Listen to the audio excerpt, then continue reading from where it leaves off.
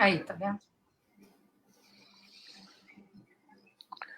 Bom, boa noite a todos e a todas. Nós estamos aqui no lançamento do nosso livro, organizado por mim e pela Mariana Moazzi, que está na mesa, onde o Tiago Campos escreve um artigo, chamado A Segunda Escravidão e o Império do Brasil em Perspectiva Histórica, cujo link para download gratuito está nos comentários do nosso evento. Eu, antes de fazer as apresentações e dar seguimento aos trabalhos, eu queria agradecer à diretoria da ANPU do Rio de Janeiro essa oportunidade de estarmos apresentando aqui o nosso trabalho. Queria agradecer ao Tiago Reis e a Laís, que estão aqui por trás, nos dando cobertura nessa live, né? Então, meu nome é Ricardo Salles, Mariana Moazzi e o Tiago Campos.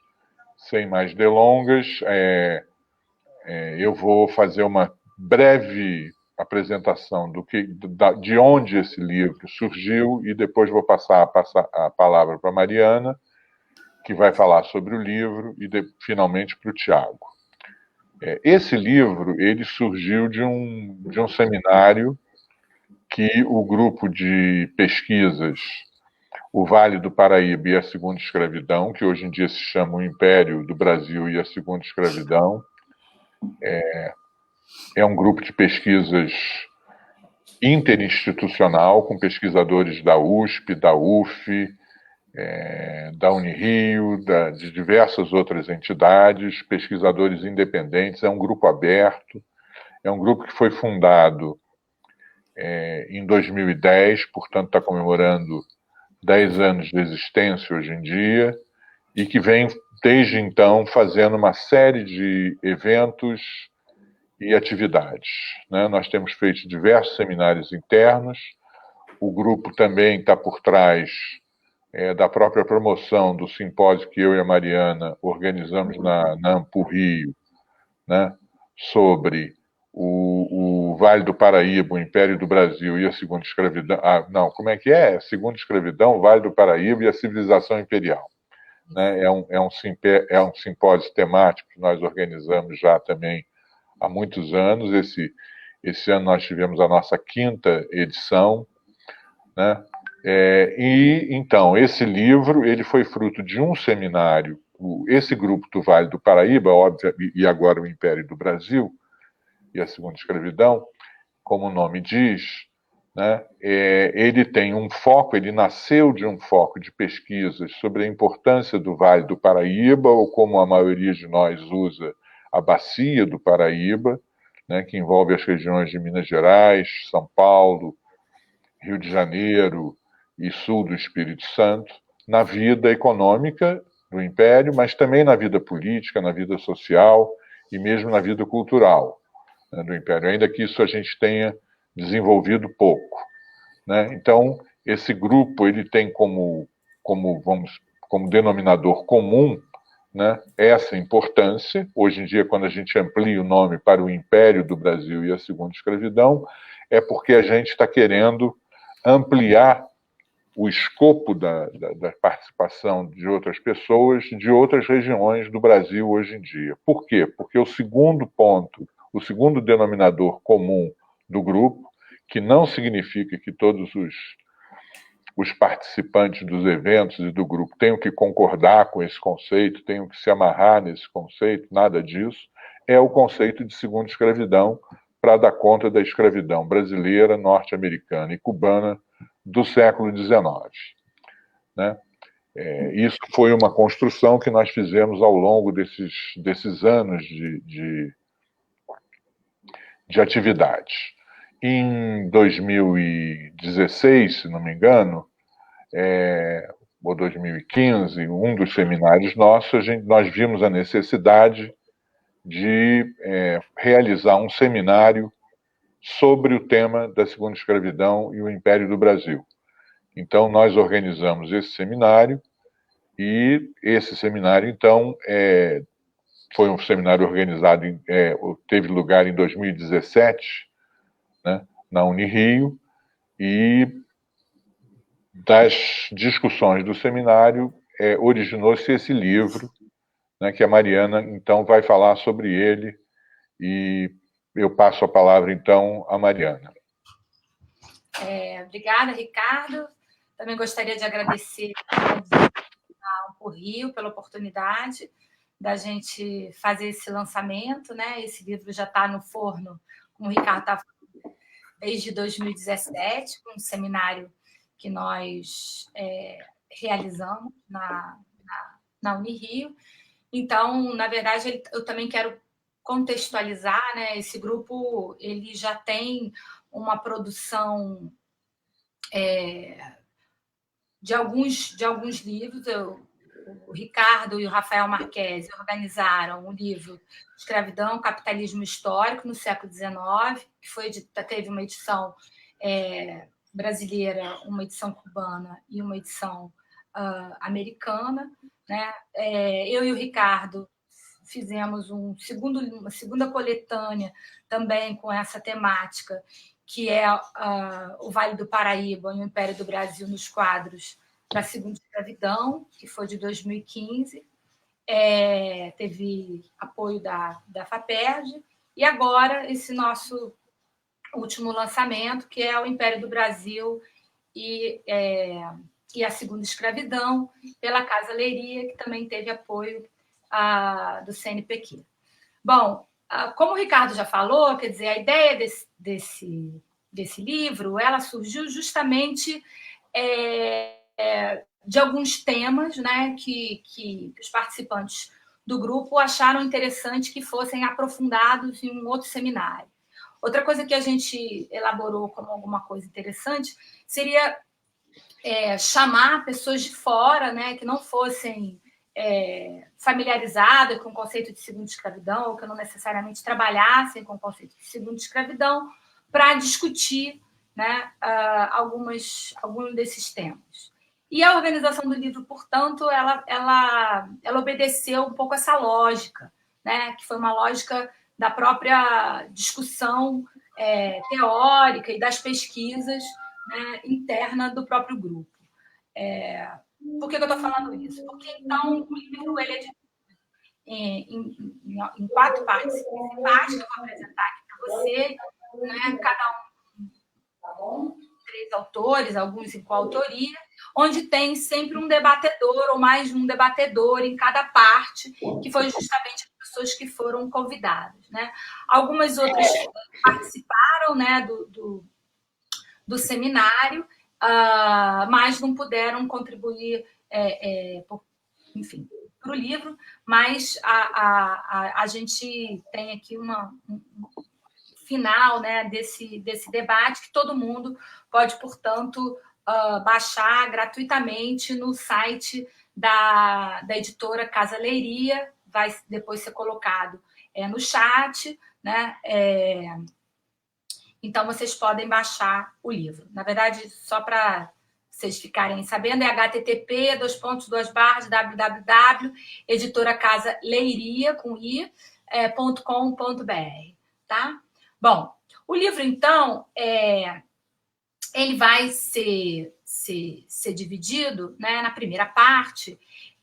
A gente tem um texto do Ricardo e do professor Leonardo Marques, comentando as relações entre segunda escravidão e capitalismo.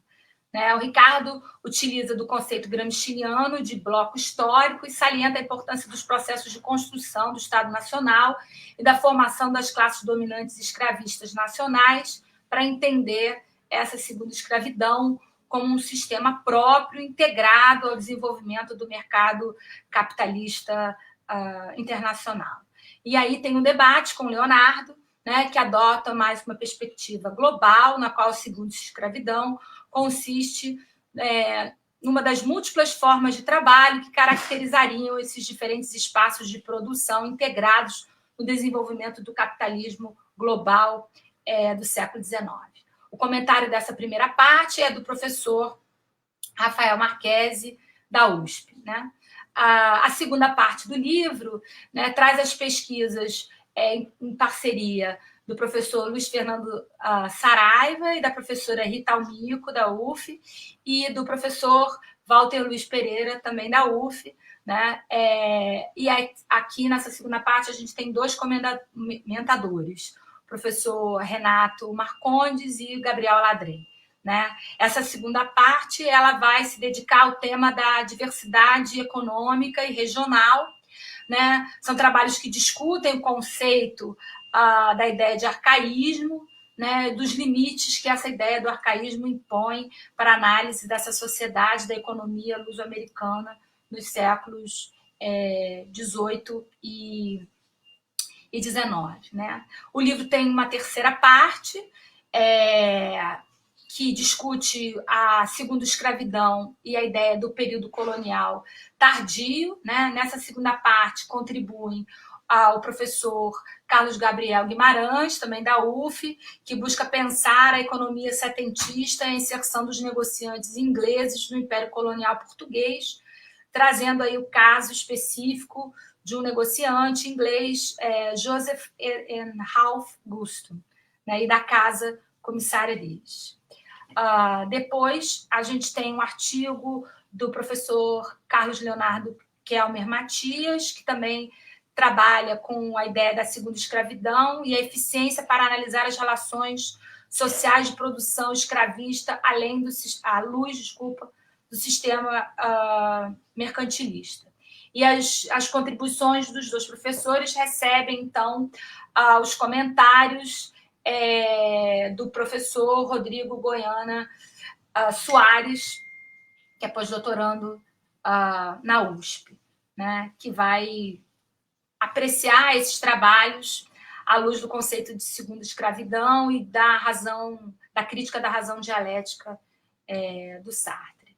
A última parte, a quarta e última parte, ela traz 3 artigos, né? E ela propõe a discussão da segunda escravidão, microhistória e agência, né? Como é que a gente pode pensar essas relações, né? Então, o primeiro artigo é o meu, né, onde eu vou trabalhar com as contribuições que a microhistória e o diálogo entre a microhistória e a segunda escravidão, como é que a gente pode tentar, né, travar esse diálogo. Também o Valdomiro Lourenço, da Universidade Federal de Santa Catarina, também traz uma apreciação parecida, né, com discussões teórico-metodológicas nesse diálogo da segunda escravidão com a microhistória. E, por último, um terceiro artigo, que é o artigo do Tiago Campos, que está aí, já vai apresentar, então eu não vou estragar a surpresa, né? Mas, enfim, nós 3 tivemos a oportunidade de ter como debatedora a professora Mônica Ribeiro de Oliveira, da Universidade Federal de Juiz de Fora, né, que escreveu o texto para uma nova dimensão dos estudos sobre a história da escravidão, diálogos entre a segunda escravidão e a microhistória. Então, enfim, esse livro, eu vou dizer assim, ele é menos uma bússola, né, dotada de um norte que vai apontar caminhos certeiros e conceitos que devem ser utilizados, conceitos únicos, sobre segunda escravidão, capitalismo, sociedade escravista. É muito mais um mapa cheio de caminhos, né, por onde as pessoas vão encontrar o debate interno do grupo, né, vivo, né, e como é que esse debate está sendo travado, amadurecido, né? Então a ideia é que seja mais para contribuir, né, com esse debate historiográfico atual, nada fechado, mas sim um caminho aí a ser travado, discussões a serem travadas. Bom, eu vou então passar a palavra para o Tiago, né, que eu acho que a gente montou essa mesa justamente para trazer aí como que esse conceito da segunda escravidão ele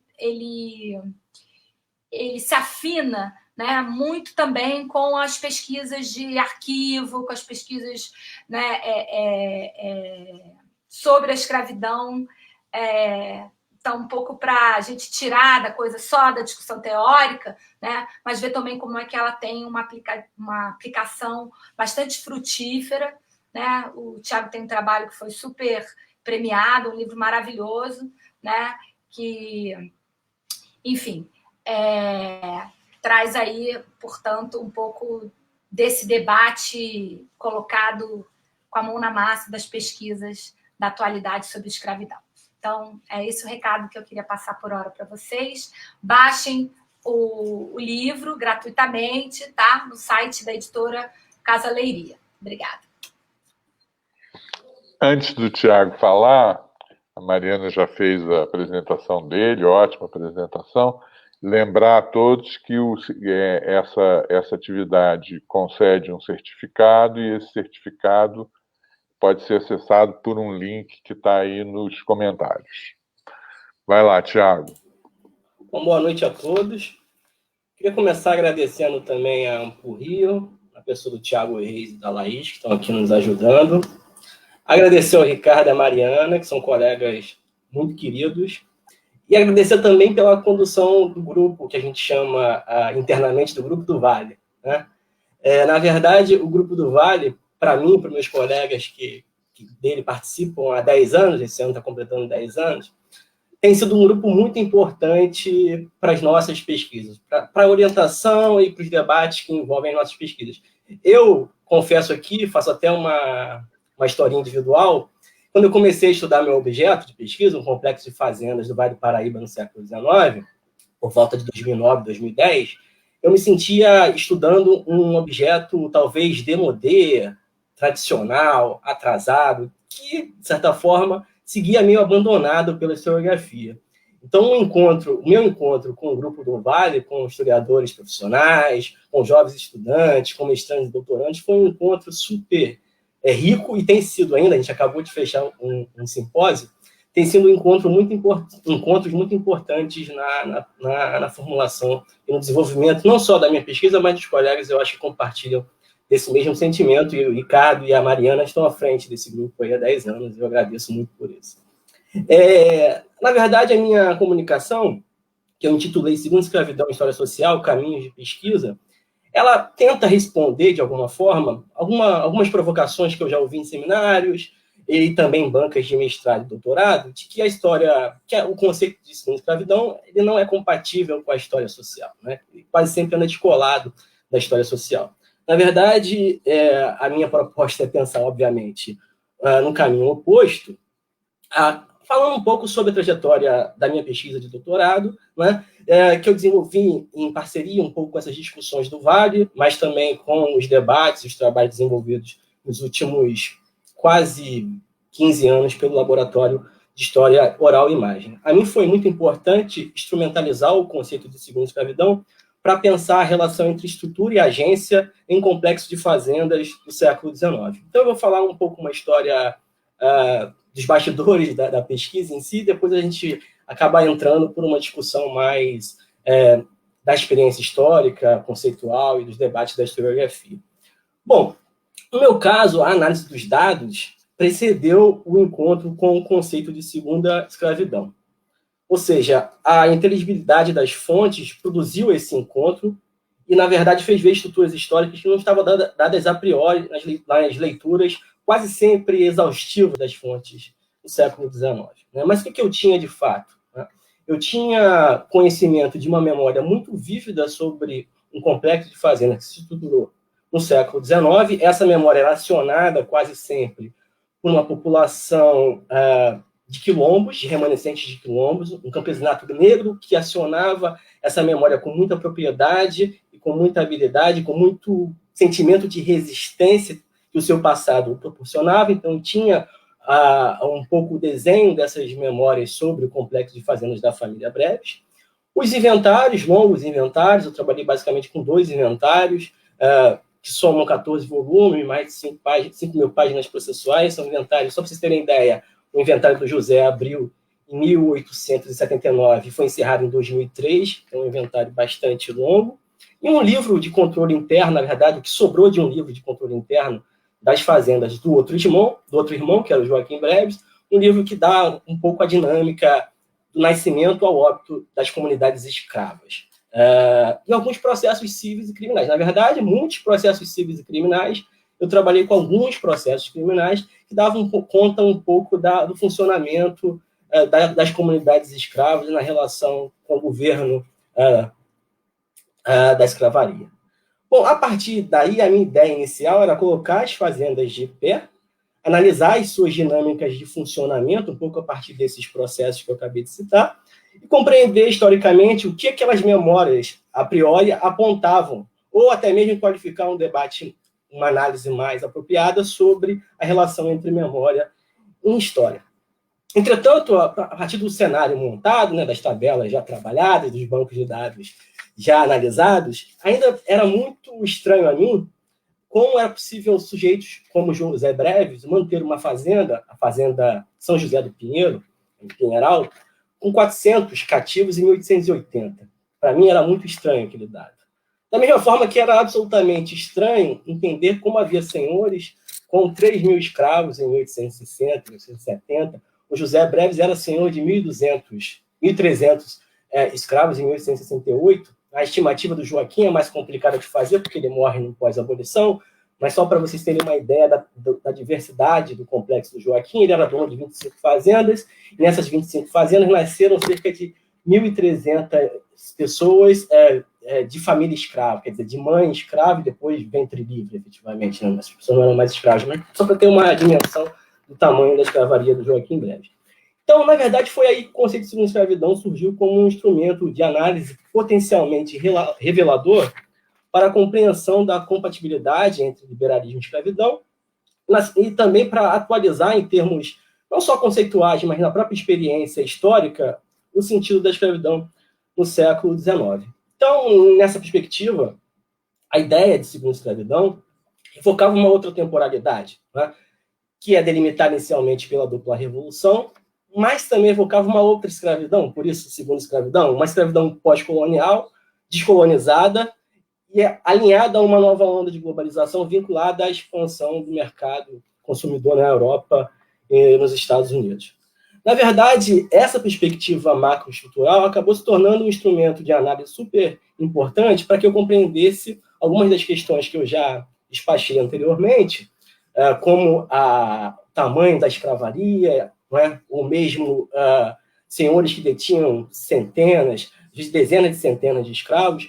O conceito de segunda escravidão, então, se tornou um instrumento super importante para entender essa paisagem social do século XIX, mas também acabou se convertendo num instrumento analítico super válido para dialogar com três questões, ou três perspectivas do século XIX. Né? A perspectiva de plantation, a perspectiva de uma escravidão arcaica e a própria experiência do tráfico de africanos no período ilegal. Então, a partir de agora, minha ideia é pensar como o conceito de segunda escravidão me fez olhar de forma diferente para esses três caminhos de pesquisa aqui. O caminho da plantation, o entendimento da plantation no século XIX, o caminho do caráter da escravidão e o caminho do tráfico de africanos no período ilegal. Bom, em relação à plantation, eu me convenci de que a plantation no século XIX não é uma simples continuidade, nem é um retrato da monocultura colonial, como fez crer boa parte da historiografia. Né? A historiografia dos anos 80, que emerge nos anos 80, ela constrói um consenso em torno da pequena propriedade, que é um consenso, obviamente, certeiro. Né? E essa historiografia, esse consenso da pequena propriedade, que o Brasil era marcado por uma pequena propriedade escrava, vinha, em parte, da perspectiva de se dizer que o Brasil não sintetizava-se na plantation, ou que o Brasil não era retrato da plantation. Essa perspectiva abriu uma agenda de pesquisa muito alicerçada nos grupos de pesquisa da UF, a partir da Dona Ieda e do Ciro, e da USP, né, a partir da Maria Luísa Marcílio, da Alice Piffer Canabrava, anteriormente, claro, e na Bahia também, a partir dos trabalhos do Schwartz, que, de certa forma, constroem um panorama da escravidão que vai estabelecer esse consenso em que a escravidão no Brasil acaba sendo redescoberta como uma escravidão da pequena propriedade, onde a moda, ou seja, o perfil modal da posse de escravos é de 1 a 2 cativos e a média de 4 a 5. O que, de certa forma, explicava a força da escravidão no Brasil, mas não só no Brasil, mas também em Cuba e nos Estados Unidos, com exceção das zonas de grande lavoura, esse perfil se reitera. Então, na verdade, a historiografia redescobriu o padrão de posse, a escravidão no século XIX, e sobre isso não se contesta, efetivamente. No entanto, a problematização que fica é o quanto essa mesma historiografia abandonou o estudo das grandes propriedades e reproduziu para as grandes propriedades do século XIX o entendimento da plantation tal qual entendia a interpretação do Caio Prado Júnior, que era a interpretação, de certa forma, que se buscava combater. Novamente, que o Brasil não seria um retrato da plantation. Só que, na verdade, esse consenso e essa construção acabou desconsiderando que essas imensas propriedades, que a plantation do século XIX, propriedades que se organizavam em complexo de fazendas, eram expressão de um novo tempo, marcado, de um lado, pelo discurso liberal, pela quebra de monopólios, e por um novo ciclo da economia mundo.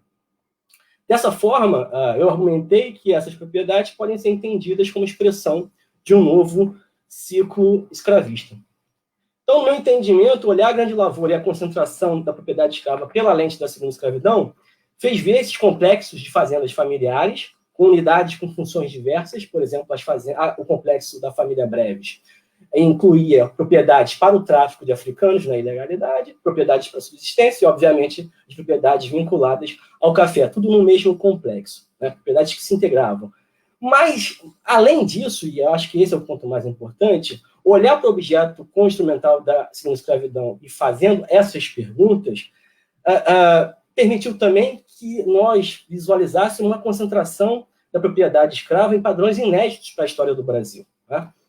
É bem verdade que a pesquisa do professor João Fragoso já mostrava isso para Paraíba do Sul, mas é o trabalho do Ricardo, do Vale Era Escravo, que problematiza efetivamente esse padrão inédito da escravidão no século XIX nas áreas de grande lavoura, né? Com proprietários, senhores de dezenas de centenas de escravos.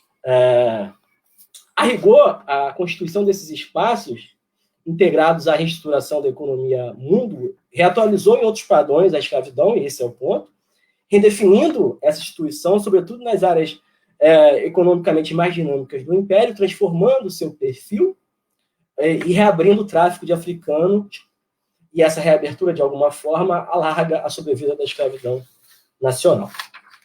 O segundo ponto que eu queria destacar, que eu acredito que o conceito de segunda escravidão problematize na historiografia brasileira, é a questão da modernidade escravista, ou da atualidade da escravidão no século XIX, entendida no avesso do arcaísmo. E essa atualidade, ela se demonstra nas trajetórias individuais desses senhores, como no caso dos Breves. E a pergunta que eu coloquei no início, ela se reitera nesse momento, né? O que significava continuar investindo na escravidão no final dos anos 70, né, no início dos anos 80, que levava esses sujeitos a investir em complexos com 1.000, 2.000, possivelmente o complexo do Joaquim Breves teria mais de 3.000 escravos, né? O que motivava isso de fato?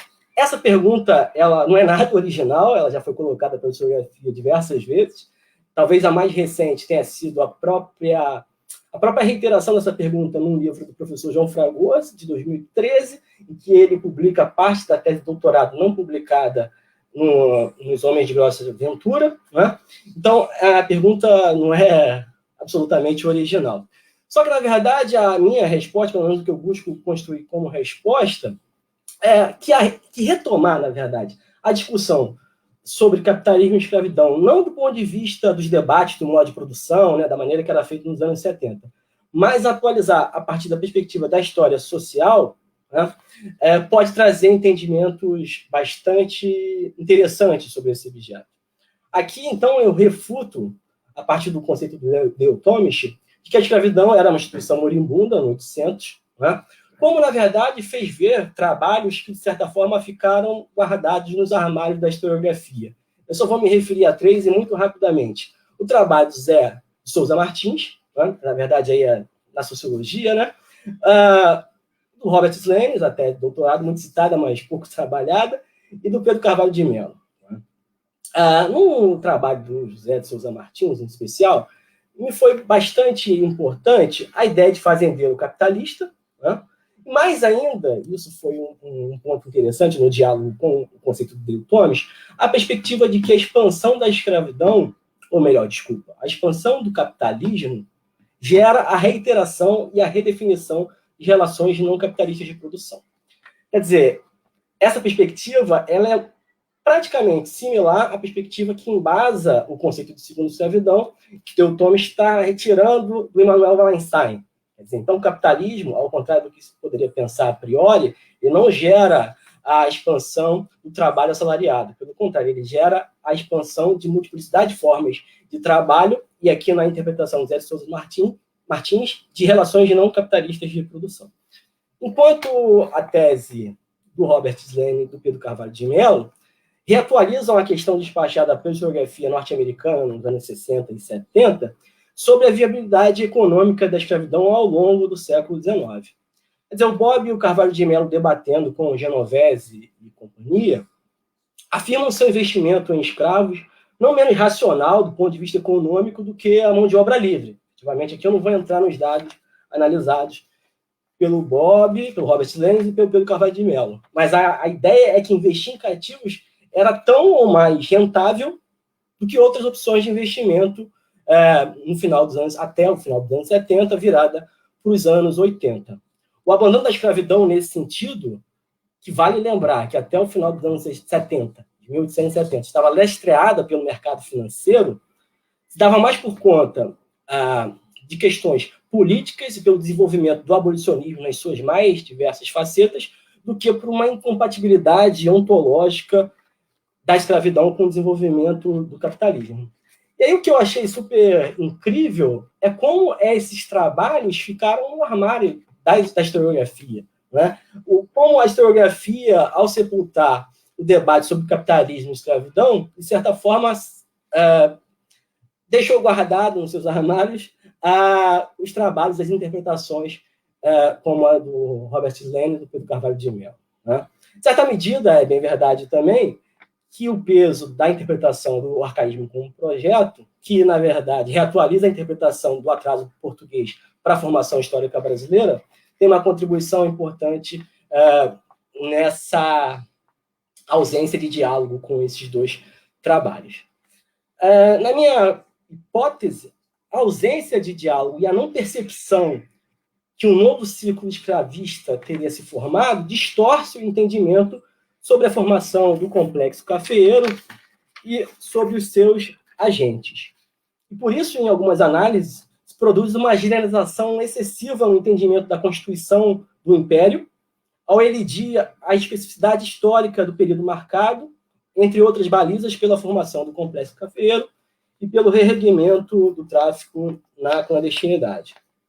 Então, eu acredito que analisar a trajetória de indivíduos que personificam essa modernidade escravista significa também produzir um entendimento sobre um novo tempo.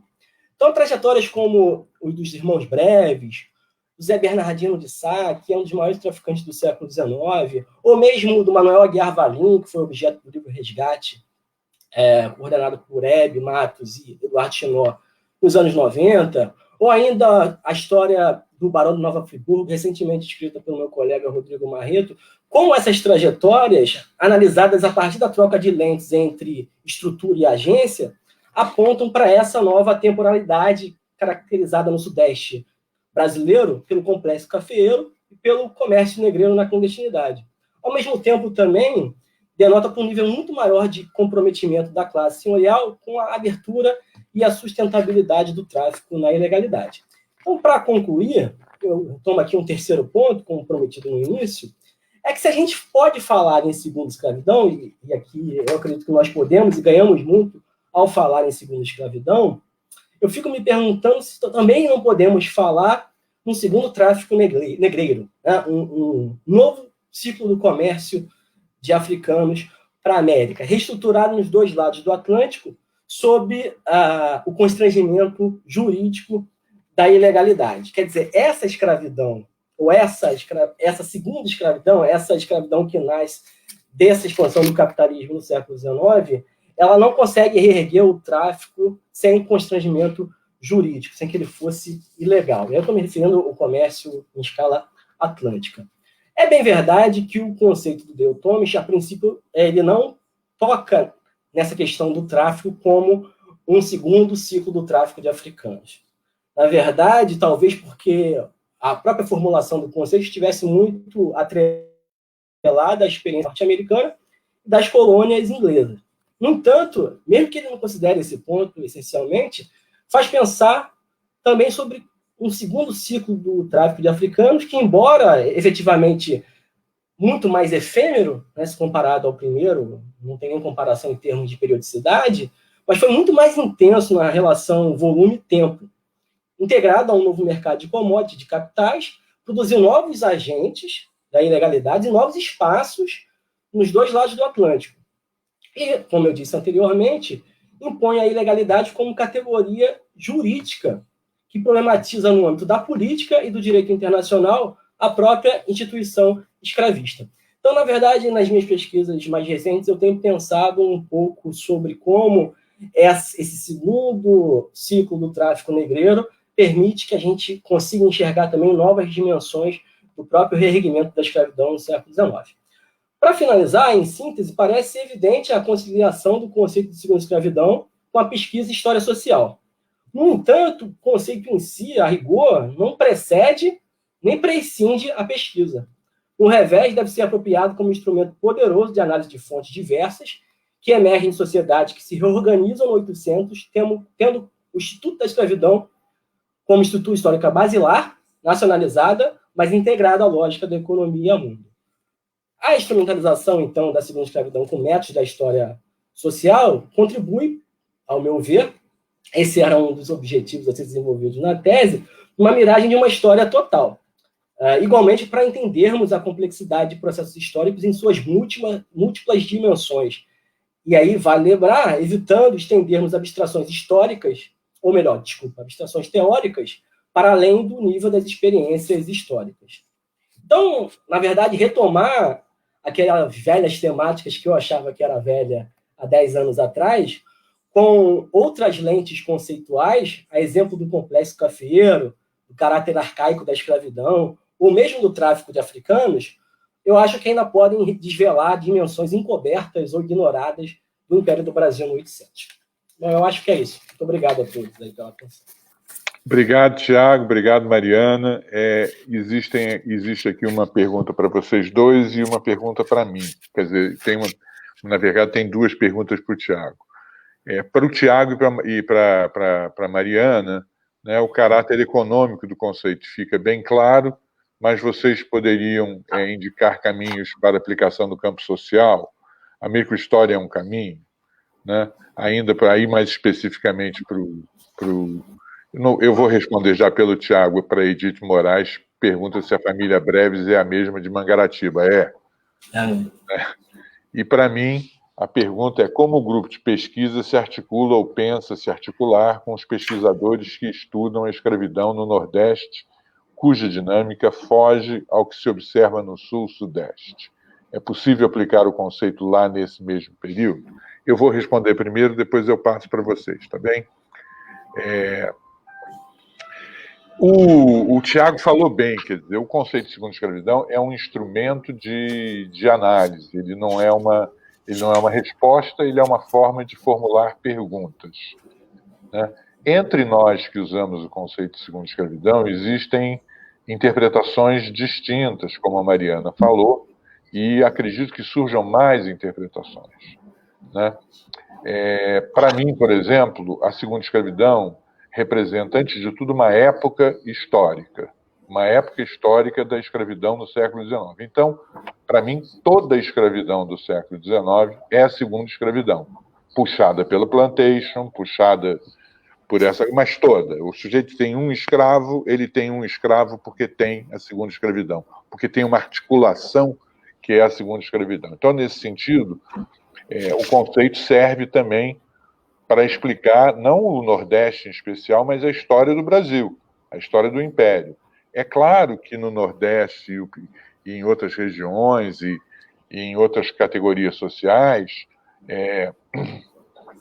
as articulações vão ser distintas, né? E eu acho que, no fundo, o que o conceito de segunda escravidão que a gente busca trazer com esse conceito é trazer a necessidade imperiosa da historiografia brasileira de produzir diálogos internos entre as diversas regiões, de produzir diálogos de síntese historiográfica, de explicação historiográfica e de totalização historiográfica, né? Então, o nosso grupo, a gente, quando mudou o nome para o Império do Brasil e a Segunda Escravidão, a ideia era, sem dúvida, tentar atrair gente de outras regiões do país. Nós não fomos bem-sucedidos ainda, mas nós vamos persistir, né? Então, é isso. Tá? É uma discussão em aberto, é ótimo. O próprio artigo no nosso livro, o comentário do Renato Leite Marcondes, fala sobre isso, é interessante, enfim. Então, agora eu passo a palavra primeiro para a Mariana e depois para o Tiago.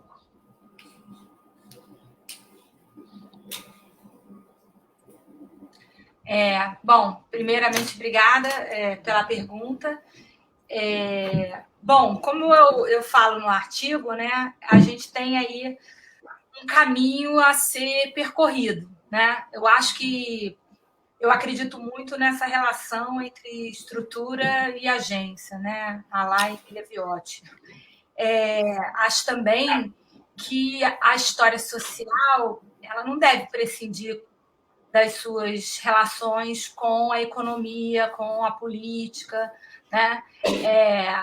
Não que a gente vai fazer uma abordagem total, né, nesse sentido, mas eu acho importante os jogos de escala, né? E acho também importante a gente pensar em como essas questões se relacionam, né? Os agentes eles não estão no mundo fora de uma experiência, na sua experiência individual, mas também numa experiência coletiva que é pautada, né, também dentro de elementos que vêm da economia, que vêm da cultura, né, que vêm da própria dinâmica da política, da própria dinâmica social. Então, eu acredito nessas relações, né?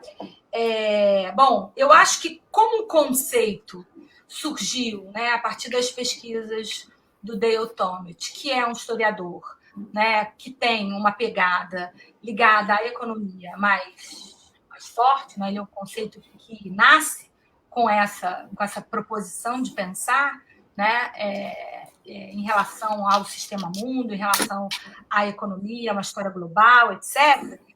Para nós também, que trabalhamos mais dentro da história da cultura, da história social, um desafio, né, em ver como é que essas relações podem se tecer, né? Sem dúvida nenhuma, eu acho que o jogo de escala é importante. Então, o que eu queria dizer é que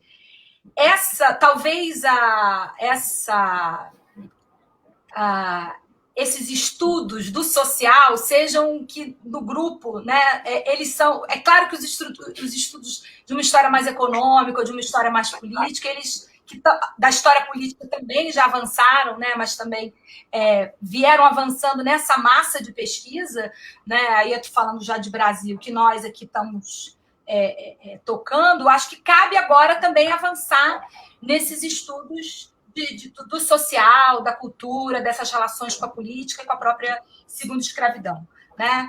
Sem querer me alongar muito, mas, por exemplo, no nosso simpósio, nesses últimos 4 dias, foi muito interessante a gente ver como que essa questão, se a gente comparar com os simpósios, né, os outros 4 que a gente já realizou, como é que isso cresceu, né? A gente teve vários trabalhos, enfim, que estão sendo feitos nesse sentido. Eu acho que eu sou, assim, a minha pesquisa atual, né, é sobre escravidão doméstica, por exemplo, né, que vai tentar fazer uma relação dessa segunda escravidão com uma ideia de um hábito senhorial escravista e tentar pensar como é que essas famílias dos escravos domésticos, né, viviam no interior dessa casa grande, mas ao mesmo tempo pensando nessas relações familiares de poder, né, da casa grande também como um espaço de produção e ao mesmo tempo de reprodução da vida, né? Então,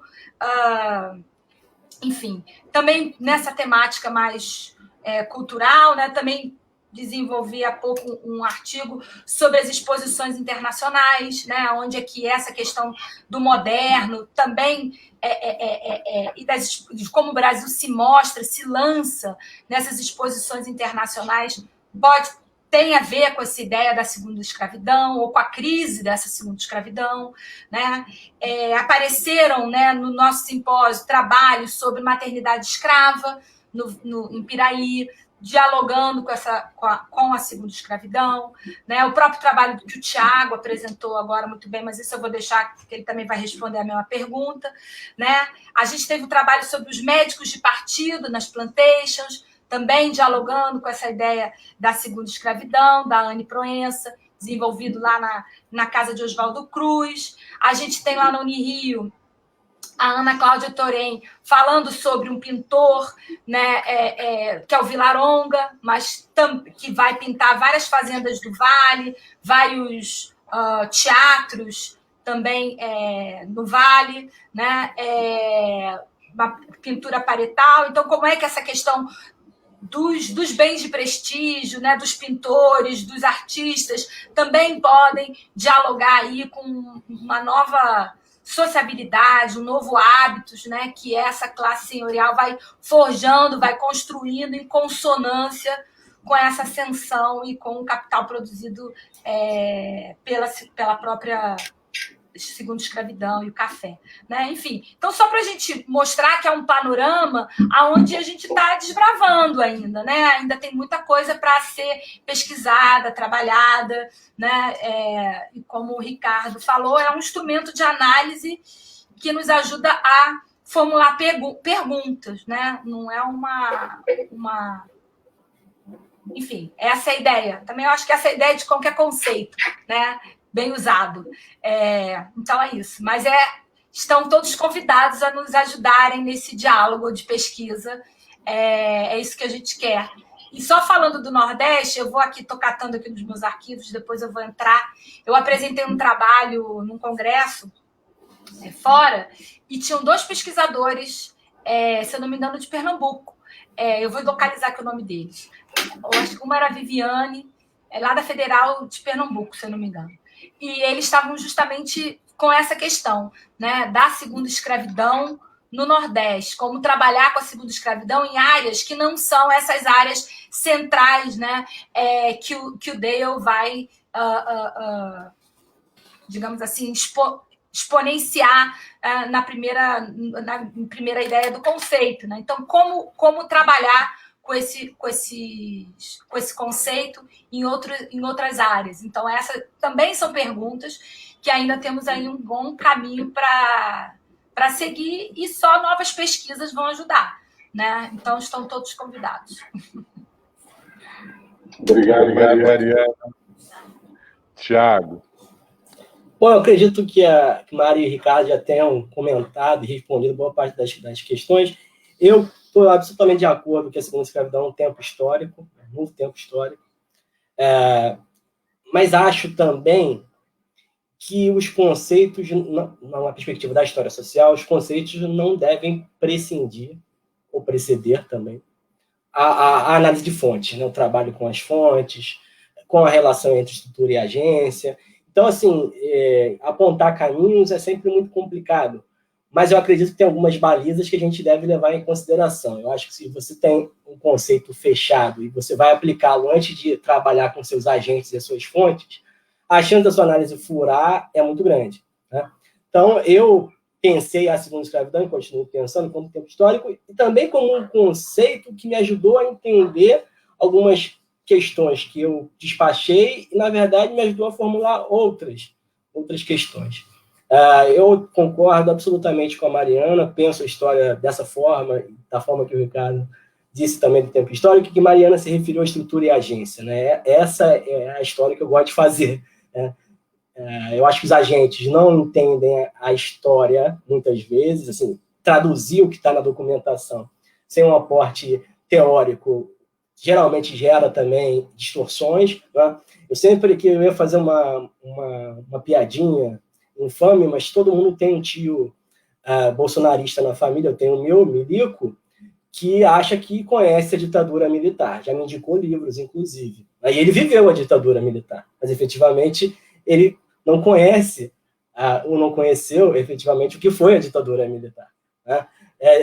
E essa é a diferença do trabalho de historiadores. Não é você traduzir simplesmente o que está nas fontes e publicar, mas dar sentido e dar inteligibilidade histórica às agências. E eu acho que nessa perspectiva, a ideia de segunda escravidão pode contribuir demais para se entender esse novo tempo da escravidão no século XIX. Eu acho que isso é o certeiro e é o que o Ricardo apontou no início da fala. Sobre os trabalhos no Norte e no Nordeste, eu acabei lembrando o trabalho do Rossé, que acabou de apresentar no nosso simpósio. Não era exatamente sobre segunda escravidão, mas ele trazia um contraponto à interpretação do grupo. Isso é uma particularidade, assim, e aí eu falo de coração também, e com tranquilidade, o grupo tem um perfil muito democrático. Então, não há pré-definições, as discussões são sempre muito boas e muito abertas. Então, eu reforço aqui o convite feito pelos coordenadores, que é um espaço super qualificado de discussão e, sobretudo, democrático. E disso a gente está precisando nesses dias, né? Nesse tempo que a gente está vivendo. Só falando aqui, localizei, prometi, né?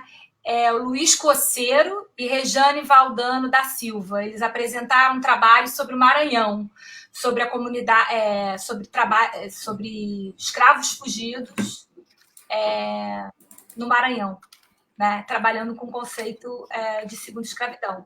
Então, é isso. A gente depende também dessa rede, né, que vai se formando e vai aumentando a massa de reflexão sobre o próprio conceito e sobre o próprio império, sobre a própria segunda escravidão em perspectiva global. E para o Norte do Império também, Mariana, só complementando, tem uns trabalhos super importantes e bacanas, Daniel Souza Barroso, Luiz Carlos Laurindo Júnior, né, que buscam pensar a segunda escravidão para o Norte do Império. Só uma referência aqui que é importante se fazer. Acho que até o final de outubro a gente já deve estar com um site do grupo no ar. Então, também deixo aí vocês convidados, mas aí é uma estreia mais um pouquinho para frente. Mas a gente vai ter lá várias informações e talvez uma forma de contato que a gente possa ter com o público que está interessado a partir daqui. Bom, obrigado, Mariana, obrigado, Tiago, obrigado, Ampu. Estão todos convidados para interagir com o nosso grupo, que é um grupo aberto, é um grupo não tem nenhum caráter mais fechado, tanto do ponto de vista da participação pessoal, institucional, quanto do ponto de vista da participação conceitual também, ou seja, não tem que ter carteirinha de segunda escravidão para participar do nosso grupo. O nosso grupo, no entanto, ao longo do tempo, amadureceu e chegou à importância desse conceito da segunda escravidão, né? Primeiro, para o Vale do Paraíba, para a Bacia do Paraíba, que nós estudávamos, e na reunião de 2016 em Vassouras, a ideia dessa discussão transbordar os limites do Vale e ir além, né? Eu já vi um sem número de menções à segunda escravidão em diferentes contextos historiográficos brasileiros, em diferentes pontos. Muitas negativas, muitas positivas, muitas curiosas, né? São todas muito bem-vindas e é evidente que o conceito veio para ficar, né? Isso, eu não tenho nenhuma dúvida disso. O primeiro a usar esse conceito no Brasil foi o Rafael Marchesi, né? No livro dele lá, Missionários da Mente, Senhores do Corpo, Missionários da Mente, nunca sei direito o nome do livro dele. Depois eu usei no grupo no livro do Vale do Paraíba, e depois isso foi usado em diferentes teses, em diferentes livros, né? Então eu acho que as discussões são importantes, né? E isso é importante. Eu quero mais uma vez agradecer a Ampur e essa oportunidade da gente apresentar o nosso livro, né? Acho que vale a pena baixar.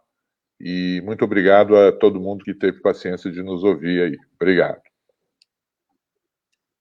Só um último lembrete aqui para o endereço do www.casaleiria.com.br, para vocês poderem baixar gratuitamente o livro, que teve patrocínio do CNPq.